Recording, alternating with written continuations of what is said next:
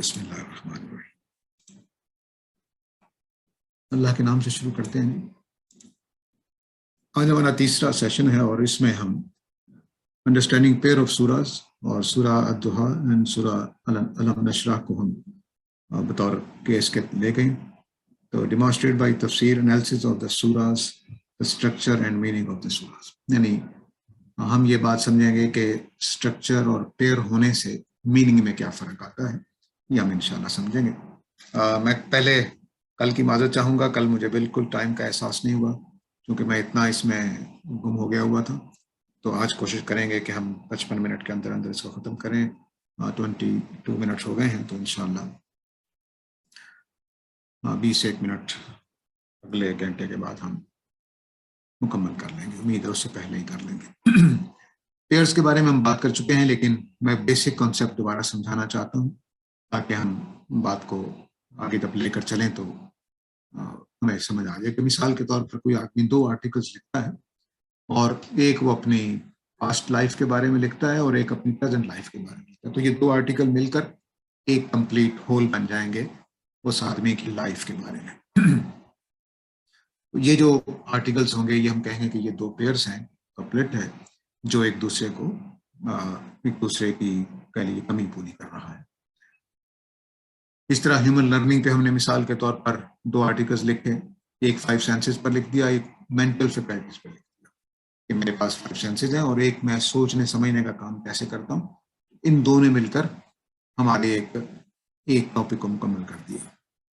इसे मैंने फेथ पर लिखा तो एक को मैंने मिसाल के तौर पर शरिया के ऊपर लिख दिया और एक जो है वो मैंने उनकी विजडम जो लॉज के पीछे थी और जो उसके रीजंस थे उसको मैंने वाज़े करने की कोशिश की। तो इस तरह से सूरतों का जो आपस में ताल्लुक है वो यूं बनता है। और मिसाल के तौर पर अगर मेरा ये मजमून आप पहले पढ़ लें जो मैंने अपने बारे में लिखा था प्रेजेंट लाइफ के बारे में, आपको बहुत सारी चीज़ें समझ नहीं आएंगी क्योंकि वो यहाँ बयान हो गई होंगी। उनकी रूट्स होंगी, उनके कुछ स्टार्ट होगा उनकी बिगिनिंग होगी उन बातों की, और उन बातों की कोई कल्चरल वैल्यू मेरी कह लीजिए कि एटमॉस्फेयर में चीज़ें होंगी। वो सारी चीज़ें दूसरे चैप्टर में जाकर मैंने वाज़े नहीं की होंगी, बल्कि समझा होगा कि जिसने पहला पढ़ लिया है वो मेरी दूसरी बात भी समझ जाए। तो इस तरह से मीनिंग जो है वो दूसरे पेयर के खासतौर से सेकंड पार्ट जो है वो उस वक्त तक वाज़े नहीं होते जब तक के पहले पार्ट के साथ हम मुकम्मल तौर पर उसको पढ़ना चुके हों या उसको जानते हों। अब इसी तरह मेरे जो मेंटल फैकल्टीज हैं मैं अलग से इनको समझ सकता हूँ, ऐसा नहीं कि यहाँ पर भी ऐसा है कि मैं अलग से कुछ ना कुछ समझ जाऊंगा लेकिन पूरी तरह ग्रैस्प नहीं कर सकूंगा। जैसे मेंटल फैकल्टीज को मैं समझ तो जाऊंगा जो आपने आर्टिकल लिखा होगा, लेकिन 5 सेंसेस के साथ उसका क्या रिलेशन है, वहाँ जो बातें बयान हो गई हैं, मसलन मेरी आंखों ने एक बात देखी और मेरे दिमाग ने उसको रीड किया है, तो देखना इंटरप्रेट करना दोनों अलग अलग चीज़ें हैं। तो देखना आंख ने काम किया और एक मेरे जहन ने काम किया, तो उसकी वजह से फिर मुझे ये बात समझने के लिए दोनों पढ़ने पड़ेंगे। इसकी कुछ मीनिंग इसके ऊपर बेस कर रहे होंगे और इसके कुछ मीनिंग इसके ऊपर बेस कर रहे होंगे। मुझे इसकी चीज़ें समझने के लिए इसको समझना पड़ेगा और इसकी चीज़ समझने के लिए मुझे दूसरे को समझना पड़ेगा। इसी तरह फेथ के ऊपर जब मैंने कहा तो शरिया रूलिंग तो मैंने पढ़ ली, लेकिन उनके पीछे जो विजडम थी, जो रीजनिंग थी, वो मैंने नहीं पढ़ी। तो मुझे एक समझ लीजिए कि स्पिरिटलेस लॉ का एक कॉन्सेप्ट आ जाएगा। तो ये वो वजूहात हैं जिसकी वजह से फिर पेयर्स में बात की गई है। कुछ बातें एक हिस्से में बयान हो जाती हैं, उसके कुछ ऑफ शूट्स या उसके कुछ एप्लीकेशंस या उसके कुछ कह लीजिए कि एलेबोरेशंस वो बात वाली सूरत में आ जाती हैं। उसके भी इसको मैंने एक इस फिगर से भी समझाया है कि अब देखिए कि ये फूल जो है हमारे जहन में फूल का तस्वुर जो है वो मुकम्मल होने के लिए 2 पार्ट्स उसके चाहिए, एक ऊपर फूल और फिर एक नीचे शाख। तो इस तरह से जो रिलेशन बनेगा वो, अब देखिए कि इसमें एक और पहलू से भी पेयर हो सकता है कि हमने उसकी फूल तो समझ लिया लेकिन उसकी सोल नहीं समझी, उसकी रूह नहीं समझी, जो रंगों ने उसको देनी है, जो उसको खूबसूरती देनी है, तो वो फिर हमें बॉडी और सोल का जो रिलेशन है, तो 2 चीज़ें मिलकर एक चीज़ को बना देती हैं। तो इसमें रंग ही नहीं आया ایک صورت میں پھول تو ہم نے دیکھ لیا لیکن اس میں وہ کلر، وہ رونق، وہ خوبصورتی، وہ جمال نہیں آیا جو ہمیں سول کے مانتے ہی آ جائے گا. تو یہ ریلیشن اس طرح کے صورتوں کے اندر پیدا ہوئے ہیں. اب یہ بات ہم پہلے پڑھ چکے ہیں، میں دوبارہ دہرا نہیں رہا، صرف اتنی بات کہ مولانا اصلاحی کی یہ بات ہے جو انہوں نے پہلی بیان کر دی ہے. اب میں اس کو سورہ کو 2 صورتیں، میں نے 3 جگہوں سے 2 پیئرز لیے ہیں، تاکہ ایک تو جو آپ نے تجویز کیا تھا وہ، اور 2 تاکہ مزید بات واضح ہو جائے. البقرہ کا دیکھیے کہ موضوع کیا ہے کہ اہل کتاب پر اتمام حجت، ٹھیک ہے. اور آل عمران کا موضوع کیا ہے؟ اہل کتاب پر، بالخصوص نصارہ پر اتمام حجت. اس میں یہود زیر بحث ہے اصل میں، اور اس میں عیسائی، دونوں اہل کتاب. اب اہل کتاب یعنی یہود کی جگہ نئی امت کی تاسیس، اس کی فاؤنڈیشن ہو رہی ہے اور اس کے فرائض کا بیان ہو رہا ہے. اور یہاں پر ان کی جگہ یعنی اہل کتاب میں سے نصارہ کی جگہ پر ایک نئی امت کی تاسیس ہو رہی ہے اور تزکیہ و تطہیر ہو رہا ہے. آپ ان دونوں باتوں میں اب فرق سمجھ لیں گے تو وہی بات بیان ہو جائے گی جو ابھی میں نے بیان کی ہے کہ ایک میں ایک چیز بیان ہو گئی ہے، دوسرے میں دوسری. اس پہلی سورہ میں آپ کو یہود تو نظر آ رہے ہیں لیکن نصارہ یعنی عیسائی نظر نہیں آئیں گے. دوسری سورہ میں آپ کو نصارہ بھی نظر آ رہے ہیں اور کہیں کہیں یہود بھی دکھائی دیں گے. تو یہ خالصتاً یہود کے ساتھ ہے اور یہ اصلاً نصارہ کے لیے ہے، لیکن کہیں کہیں یہود پر بھی تبصرہ ہو گیا ہے. دونوں میں اتمام حجت ہے، لیکن دونوں میں اتمام حجت کے لوگ ڈفرینٹ ہیں. لیکن دونوں میں ایک بات مشترک ہے کہ دونوں اہل کتاب ہیں، ٹھیک ہے. تو جو ان کے پیر بنانے کی وجہ بن رہی وہ اہل کتاب کا ہونا ہے. اب دیکھیے دونوں میں، ان دونوں کی جگہ پہ نئی امت بنائی جا رہی ہے. اہل کتاب کے یہود گروپ کی بھی نئی امت بن رہی ہے اور نصارہ کے مقابلے میں بھی نئی امت یعنی صحابہ کی صورت میں بن رہی ہے. تو یہ بھی ان کے اندر پیر بنانے کی خوبی پیدا کر دیتا ہے. یعنی وہ 2 چیزیں ایسی ہو گئیں، اہل کتاب کا اشتراک اور دونوں کے اندر نئی امت بنانے کا پروسیس جو ہوا اس کو قرآن مجید نے لیا، تو اس طرح سے یہ پیر بن گئے. البتہ یہاں ایک فرق ہے، یہاں نئی امت کی تاسیس ہو رہی ہے اور اس کے فرائض بتائے جا رہے ہیں، جیسا میں نے اس ایگزامپل میں بتایا تھا جو پچھلے، کہ آپ کو شریعہ رولنگ بتائی گئی اور دوسرے میں اس کے پیچھے ریزننگ یا وزڈم بتائی گئی. ٹھیک یہی پر یہاں پر وہی چیز سامنے آتی ہے کہ نئی امت کو احکام دیے گئے اور اس میں اس کو صرف ان حکموں کے قبول کرنے کے قابل بنایا گیا، ان پہ عمل کرنے کے قابل. جو خرابیاں ہوتی ہیں، مثلا میں نماز نہیں پڑھ پا رہا تو ایک اچھا آدمی میرے اندر دیکھے گا اچھا اس کی کون کون سی عادتیں ہیں جو نماز کے اس کو رکاوٹ بن رہی ہیں، وہ میری وہ چیزیں دور کرے گا. تو قرآن مجید نے پہلی سورہ میں فرائض بیان کر دیے، دوسری میں اس کے تیار کرنے کے لیے، مسلمانوں کو اس قابل کرنے کے لیے کہ وہ ان ذمہ داریوں کو اٹھا سکیں، تو ان کا تزکیہ اور تطہیر کیا. اس طرح سے یہ 2 پیر بن گئے، سورہ البقرہ اور آل عمران، دونوں کا ایک پیر بن گیا. ایک اور میں نے مثال لی ہے سورہ فلق اور سورہ ناس. ان دونوں کا جو ظاہری سٹرکچر ہے وہ اتنا زیادہ اپیرنٹ ہے کہ ہر آدمی دیکھ کر یہ کہے گا کہ یہ دونوں ایک ہی طرح کی صورتیں ہیں، قل اعوذ برب الفلق، قل اعوذ برب الناس، ٹھیک ہے. لیکن ان میں بھی ویسا ہی فرق کیا گیا ہے. مثلا فلق من شر ما خلق، فلق کا مطلب ہے صبح کا ٹائم یا جو پیدا کرنے کا عمل ہے، دونوں کے لیے آتا ہے. تو جو بھی اللہ نے پیدا کیا وہ پھر جو کچھ پیدا کیا اس میں سے وہ جو چیز ڈھانپنے والی ہے رات، اور پھر لوگ ہیں جو گروں میں پھونکتے ہیں، اور پھر حاسد ہیں. اب دیکھیے میں نے اس کو کہا کہ اس میں دنیا کے حوالے سے پناہ مانگی گئی، ٹھیک ہے. اور جب دوسری میں دیکھیے شروع ہی میں الناس آ گیا، یہاں پہ الناس اینڈ پہ آیا تھا، یہاں پہ الناس یعنی لوگ شروع میں آ گئے ہیں، اور پھر ویسے ہی آ گئے جیسا یہاں لوگ تھے ویسے ہی آ گئے. تو اب پہلی میں ہم کہیں گے کہ دنیا کی چیزوں یعنی جس کو آفاق کہا جاتا ہے، آؤٹر ورلڈ جو ہماری ہے، اس کو اس کے اندر سے لے لیا گیا ہے، اس کا رب بنا کر اللہ تعالیٰ کے بارے میں بات کی گئی ہے. اور دوسری سورہ میں لوگوں سے ریلیٹ کرتے ہوئے رب بنا دیا گیا ہے، لوگوں کا رب. تو یعنی دونوں پہ اللہ کا کنٹرول ہے، کائنات پر بھی لوگوں پر بھی، کون نقصان پہنچا سکتا ہے؟ تو اس لیے اللہ سے پناہ مانگی گئی ہے کہ اللہ تعالیٰ تو ایک میں انسان کے اوپر رب اور ایک میں دنیا کا رب، تو اس طرح سے دونوں کے اندر ایک چیز جوڑا گیا. اب میں نے جو کلر کیے ہیں وہ آگے چل کر ہم دیکھتے ہیں. اچھا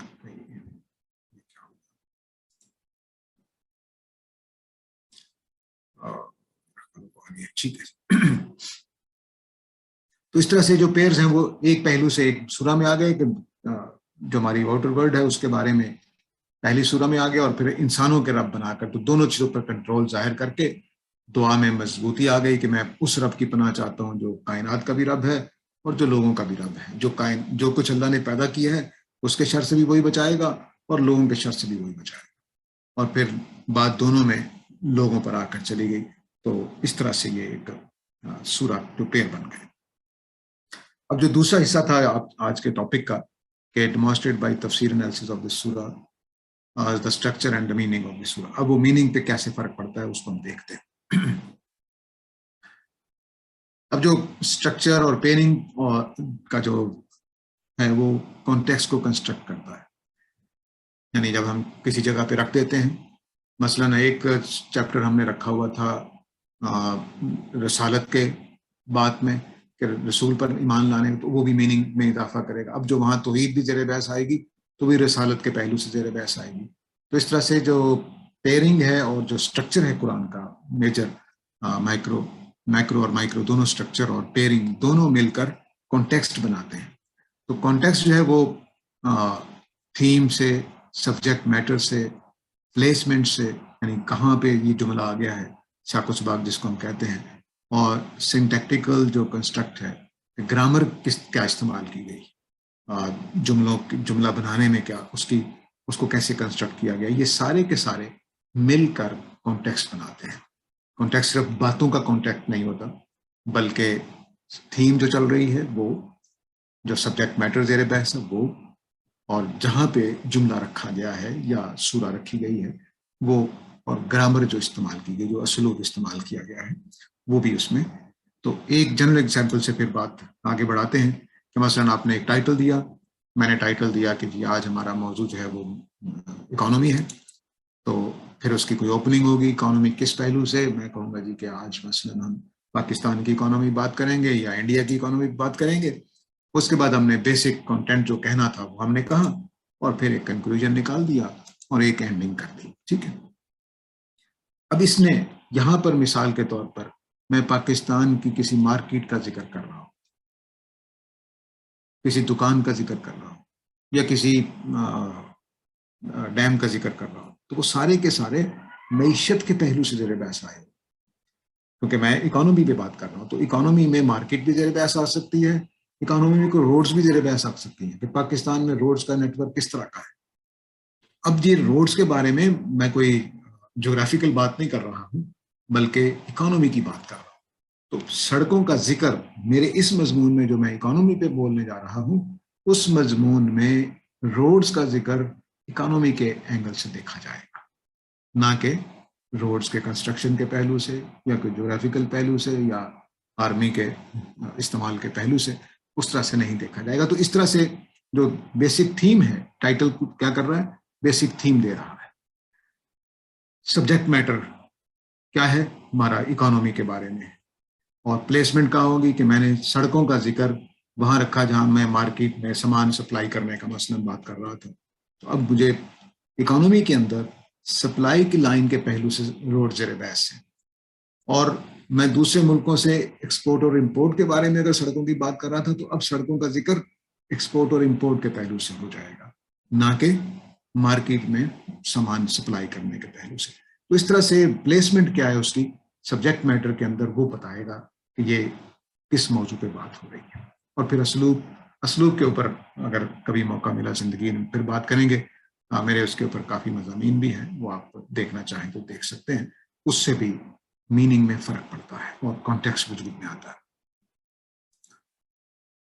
اب دیکھیے کہ مولانا اصلاحی کا یہاں پہ میں یہ سورہ البقرہ کے اوپر بات کرتے ہیں. اس کا جواب یہ ہے کہ یہ الفاظ جو میں نے ہائی لائٹ کیے ہوئے، الفاظ دعوت کے دور میں استعمال نہیں ہوئے ہیں، بلکہ یہ اس وقت استعمال ہوئے ہیں جب انہوں نے اپنی مسلسل ہٹ درمی اور شرارتوں سے اسلام کے خلاف اپنی ریشہ وغیرہ شروع کر دی تھی۔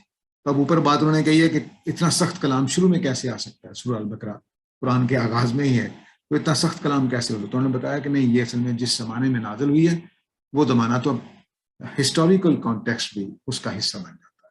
تو یہ سٹرکچر ہے، کس زمانے میں اترا، اس کی پلیسمنٹ کیا ہے، کون سا ٹائم تھا، کس پہلو سے بات ہو رہی ہے، یہ سارا سٹرکچر جو ہے وہ کانٹیکسٹ کو بناتا ہے۔ اس سے میننگ میں فرق پڑتے ہیں، جو آگے ہم دونوں صورتیں جو مجھے دی گئی ہیں اس کے پہلو سے ہم دیکھیں گے۔ تو ایک پہلو یہاں پر میں واضح کرنا چاہتا ہوں کہ سورہ کی جو پلیسمنٹ ہے کہ سورہ کہاں رکھی ہوئی ہے، یعنی قرآن مجید کی ترتیب میں سورت نمبر 116 میں چاہتا ہوں 112 کہاں پڑی ہوئی ہے۔ تو 112 کے پہلے 113 ہے، اور پھر 100 سے بعد میں 113 ہے، اور 111 کے درمیان میں پڑی ہوئی ہے۔ یہ پلیسمنٹ بھی کہ 111 اور 113 کے درمیان میں 112 جو پڑی ہوئی ہے، یہ بھی اس کے معنی میں فرق ڈالتی ہے۔ اب دیکھیے اصلاحی صاحب جو ہیں سورہ اخلاص کے بارے میں کہتے ہیں کہ اس کے بعد دو صورتیں جو معوذتین کے نام سے موسوم ہیں، اس خزانہ توحید کے پاسبان اور محافظ کی حیثیت سے لگا دی گئی۔ اب وہ کہتے ہیں کہ سورہ اخلاص میں توحید بیان ہوئی ہے، اور اس کے بعد جو دو صورتیں ہیں وہ پاسبان اور محافظ کے طور پر لگا دی گئی ہیں۔ وہ کیا پاسبانی کیا ہے کہ اللہ میں تیری پناہ چاہتا ہوں شیطانوں سے، فلاں سے فلاں سے۔ تو توحید کے بیان میں مولانا اصلاحی کہہ رہے ہیں کہ سورہ اخلاص کے بعد ان دو صورتوں کی پوزیشن یہ بتا رہی ہے کہ یہ توحید پر پہرا ہے، کہ اللہ کی پناہ میں آ جاؤ شیطانوں سے، گنوں میں پھونکنے والیوں سے وغیرہ وغیرہ، تو تم توحید کی پاسبانی ہو جائے۔ اسی کو آپ دیکھیے غامدی صاحب کہتے ہیں سورہ الفلق کے بارے میں، خاتمہ باب میں رسول اللہ علیہ وسلم کو تلقین کہ آپ اپنے اور اپنے مشن کی حفاظت کریں۔ انہوں نے کیا کیا؟ خاتمہ باب کے ساتھ اس کو ریلیٹ کر دیا۔ مولانا اصلاحی نے کیا کیا؟ سورہ الاخلاص کے ساتھ اس کو ریلیٹ کیا۔ صرف پلیسمنٹ کے غلط یا صحیح سمجھنے سے یا ڈفرینٹ طور پر سمجھنے سے معنی میں یہ فرق آ گیا۔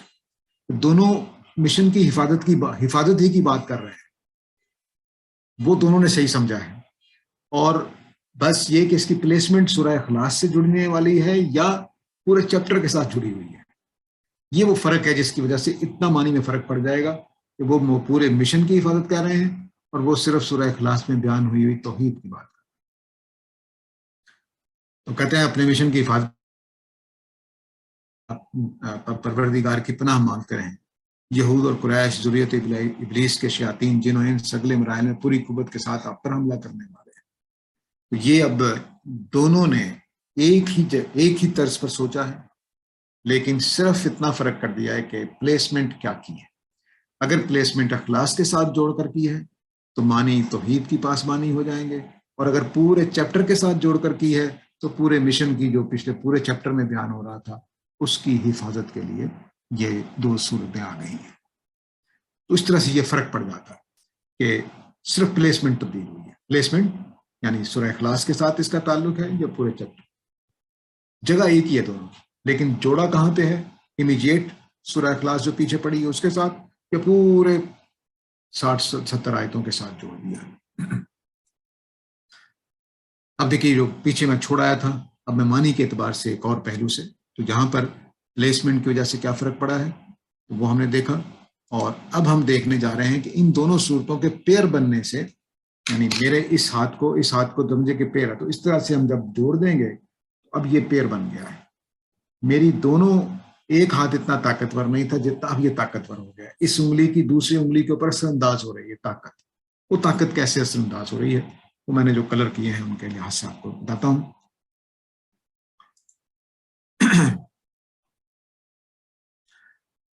انسانوں میں سے خناس کا تعین پہلی سورہ کر رہی ہے۔ میں نے جو گرین ہے وہ بالکل آپس میں میچ کرتے ہیں۔ یہ ٹھیک ہے، میں نے پناہ مانگی اللہ سے جو فلک صبح کا رب ہے یا پیدا کرنے کے عمل کا رب ہے، ہر اس چیز سے جو اس نے پیدا کی، اور رات کی جب وہ چھا جاتی ہے، اور گروں میں پھونکنے والیوں کے شر سے، اور حسد کرنے والے کے حسد سے جب وہ حسد کرتا ہے، اب نفاسات کون ہیں؟ یہ سے ہونا چاہیے. اور حاسد کون ہے؟ یہ اب نیچے آ جائیے، اس کو سامنے رکھنا ہے آپ نے. تو اب فلک سے پناہ مانگی گئی، یہاں مالک الناس سے پناہ مانگی گئی، اور الہ الناس سے پناہ مانگی گئی. تو جو بھی انسان ان چیزوں کو غلط استعمال کر سکتے ہیں. ٹھیک ہے. اب من شر الوسواس الخناس، خناس چھپ کر وسوسے کرنے والے کو، یا وسوسہ کر کے پیچھے ہٹ کر دبک کر بیٹھ گئے، کان میں بات ڈالی غلط اور پھر چپ کر گئے، پھر کان میں بات ڈالی پھر چپ کر گئے، تاکہ لوگ آپس میں جو کرنا ہے کرتے رہیں، بس میں تو محفوظ. اس کو خناس کہتے ہیں. اس نے اس کے وسوسوں کے ڈر سے، شر سے بچا، اور جو سینوں میں وسوسہ ڈالتے ہیں ان کے شر سے، جنوں میں سے بھی اور انسانوں میں سے. تو اب یہاں پر آپ دیکھ سکتے ہیں کہ نفاسات جو تھی وہ کون ہیں. آپ کا ذہن اس جملے کو پڑھ کر، اگر آپ قرآن سے پیچھے سے واقف چلے آ رہے ہیں، تو آپ کا ذہن فوراً اس زمانے کے اہل کتاب کے ان گروپس کی طرف جائے گا جو کانوں میں مسلمانوں کے باتیں ڈال جاتے اور نکل جاتے تھے. اور اگر سورہ البقرہ آپ نے پڑھی ہے تو وہاں جو حضرت سلیمان کے زمانے کے جادو وغیرہ استعمال کیے، وہ بھی اہل کتاب کے یہود نے کیے تھے. ٹھیک ہے. اب یہ بالکل متعین ہو جاتا ہے کہ کیا مسئلہ ہے، کن لوگوں کی بات ہو رہی ہے. اس جملے کو یاد رکھیے کہ یہ جو ہے نا من شر النفاسات فی العقد، یہ اس طرح کا جملہ ہے جس طرح میں کہوں کہ وہ نیلی شرٹ والے سے بچ کے رہیے گا. تو اصل میں پھونکنے سے ڈر نہیں لگنا چاہیے، پھونکنے والوں کی بات ہو رہی ہے. نیلی شرٹ بری نہیں ہے، نیلی شرٹ والے کی بات ہو رہی ہے کہ وہ نیلی شرٹ والے سے بچ کر رہی ہے، گروہ میں پھونکنے والیوں سے بچ کر رہی ہے. وہ کون ہے؟ دونوں کا ایک ہی وصف ہے. یعنی یہود نے جو کردار ادا کیا، اگر آپ جنگ بدر کا واقعہ دیکھیں تو اس میں یہود آئے، انہوں نے قریش کو ابھارا کہ آؤ ہم تمہارا ساتھ دیں گے، لیکن پھر نکل گئے. ٹھیک بالکل وہی خناس اور ٹھیک وہی جادوگر. تو یہ اس طرح سے اللہ تعالیٰ نے دونوں صورتوں کو، اگر یہ دوسری صورت نہ آتی، من شر الوسواس الخناس والی آیت نہ آتی، بس پھر یہ جادوگر نہیں مراد ہوتا. لیکن ابھی دونوں صورتوں کے ملا دینے سے نفاسات اور حسد جو ہے خود ایک کرینہ ہے یہود کے لیے. پوری سورہ البقرہ پڑھ دے، من حسد من عند انفسہم فی قلوبہم مرض، وہ سب کچھ یہی، اس کو اللہ تعالیٰ نے یہاں بیان کر. اب اس کا ساتھ دینے والے کون ہیں؟ وہ لوگوں میں سے کون ہیں؟ یہود. اور جنوں میں سے کون ہیں؟ ابلیس کے چیلے. ان سب کا مالک کون ہے؟ اللہ تعالیٰ مالک ہے. تو کوئی مسئلہ نہیں، گھبرانے کی بات نہیں ہے. تو اس طرح سے اللہ تعالیٰ نے ان دونوں، تو اب پتہ چلا کہ نفاسات اور حاسد میں سے پناہ ملنے کی قوت اور قدرت کا تعین رب الناس مالک الناس الہ الناس سے ہو گیا. تو اب ہمیں گھبراہٹ پہلے چیزوں سے تھی، اندھیروں سے اس طرح کی، اس کو گھبراہٹ کو دور کیا. پھر لوگوں کی طرف سے ہونے والے اقدامات کا ڈر تھا، دونوں کو ظاہر کر دیا. تو دونوں صورتیں پیر بن کے معنی میں اضافہ ہو گیا، اور ان لوگوں کا متعین ہو گیا کہ یہ لوگ کون ہیں. ٹھیک ہے. یہ صرف پیرنگ کی وجہ سے ہوا ہے. اب دیکھیے میں دوبارہ اس کو دہرا رہا ہوں کہ فلک ما خلق، فلک صبح ہے یا پیدا کرنے کا عمل ہے جو اللہ نے تخلیق کیا. وہ پھر رات تخلیق ہوئی ہے، رات غاسق رات کو کہتے ہیں، اور لوگ بھی تخلیق ہوئے ہیں. تو اب فلک پیدا کرنے کا عمل، تخلیق جو ہوا، رات بھی تخلیق ہے اللہ تعالیٰ کی، لوگ بھی تخلیق ہے. یہ سارے لوگ اسی تخلیق کے ساتھ جڑے ہوئے ہیں. تو فلک کے ساتھ یہ ریلیشن ہے سارا. دونوں صورتوں میں فلک الگ نہیں ہو رہا، موجود ہے. ٹھیک ہے. آگے چلیں. اب فلک اور غاسق کا ایک تعلق ہے. فلک جو ہے صبح پھوٹتی ہے جب، تو شیاطین دم دبا کے بھاگ جاتے ہیں، وہ راتوں ہی کو کام کرتے ہیں. تو یہ غاسق اور فلک کا ایک تعلق ہو گیا. اگر صبح کے معنی لیں، شر شر شر تینوں چاروں جگہوں پر، وہ بھی فلک اور رب کے پناہ کے لحاظ سے یہاں پناہ کے ساتھ تعلق جو ہونا چاہیے تھا کہ پناہ کس سے مانگی جا رہی ہے، یہ اعوذ کے ساتھ جڑے ہوئے ہیں سارے. ٹھیک ہے. اور خناس من الجنات والناس، خناس کا اس پہلو سے تعین ہو رہا ہے کہ یہ جنوں میں سے بھی ہیں اور لوگوں میں سے بھی ہیں. اور غاسق کا تعلق نفاسات سے بھی ہے کہ نفاسات جو ہیں وہ راتوں کو بیٹھ کر گریں پھونکنے کا کام، جادوگر جو ہیں وہ سارے رات کو عمل بیدار ہوتے ہیں. اور غاسق کا تعلق وساوس سے بھی ہے، کیونکہ جو خناس ہے وہ چھپنے کا عمل اندھیروں سے اس طرح کے کاموں سے لیتا ہے۔ تو یہ ساری اس طرح سے، جیسے میں نے ہاتھوں کا اشارہ کیا تھا، یہ آیتیں اس طرح سے ایک دوسرے کے ساتھ جڑی ہوئی ہیں، وہ پورا مل کر ایک مضمون سا بناتی ہیں، جس کی تفصیل ظاہر ہے کہ بہت ٹائم لے جائے گی۔ میں آج کوشش کر رہا ہوں کہ ذرا مختصر رہوں۔ اب جو وہ صورتیں آپ لوگوں نے مجھے دی تھیں ان کے اوپر بات کرتے ہیں۔ یہ دو صورتیں جو ہیں وہ پیر ہیں، ایک دوسری کے بعد آئی ہیں، اور پہلے سورہ دوحہ ہے، پھر سورہ علم نشرہ ہے۔ اس کا ترجمہ دیکھ لیجئے، تاکہ یہ ترجمہ میں نے البیان سے لیا ہے۔ دن گواہی دیتا ہے جب وہ روشن ہو، اور رات بھی جب وہ پرسکون ہو جائے، کہ انسان کی تربیت کے لیے بھی رنج اور راحت دونوں چاہیے۔ اس لیے تمہارے پروردگار نے تمہیں چھوڑا ہے، نہ وہ تم سے ناراض ہوا ہے۔ آنے والے دن تمہارے لیے ان پہلے دنوں سے کہیں بہتر ہوں گے، اے پیغمبر، اور تمہارا پروردگار عنقریب تمہیں اتنا دے گا کہ نہال ہو جاؤ۔ کیا یہ حقیقت نہیں ہے کہ اس نے تمہیں یتیم دیکھا تو ٹھکانہ دیا، راستہ ڈھونڈتے دیکھا تو راستہ دکھایا، اور محتاج دیکھا تو وہ شرح صدر عطا فرمایا کہ غنی کر دیا؟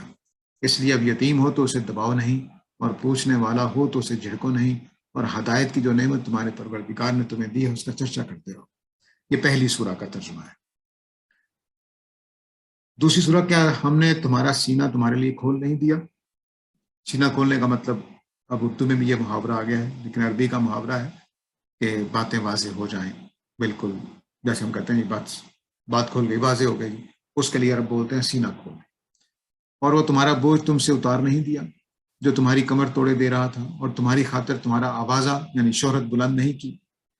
سو مطمئن رہو اس سختی کے ساتھ جو اس وقت تمہیں درپیش ہے، ایک بڑی آسانی منتظر ہے۔ اس سختی کے ساتھ ایک بڑی آسانی منتظر ہے، اس لیے جب اس کام سے فارغ ہو جاؤ تو عبادت کے لیے کمر باندھو اور اپنے رب سے لو لگاؤ۔ اب یہاں پر ہی میں نے ویسے ہی آپ کو جو میں نے اس رنگ کے چیزیں کی ہیں وہ سمجھ لیجئے کہ دلائل ہیں، استدلال اس سے قائم کیا گیا ہے دونوں صورتوں کے اندر۔ اور یہ جو پیلے رنگ کی عبارتیں ہیں یہ بشارت ہے، اس میں دونوں صورتوں میں بشارت چل رہی ہے، استدلال چلے گا، بشارت چلے گی۔ اقرار، کہ اقرار کا مطلب یہ ہے کہ ایسی بات کہنا کہ جو دوسرا آدمی انکار نہ کر سکے۔ مثلا میں آپ سے کہوں میں نے کبھی آپ کو مارا ہے، تو آپ اس کے سوا کوئی جواب نہیں دے سکتے کہ نہیں یہ آپ نے کبھی نہیں مارا، تو اقرار ہو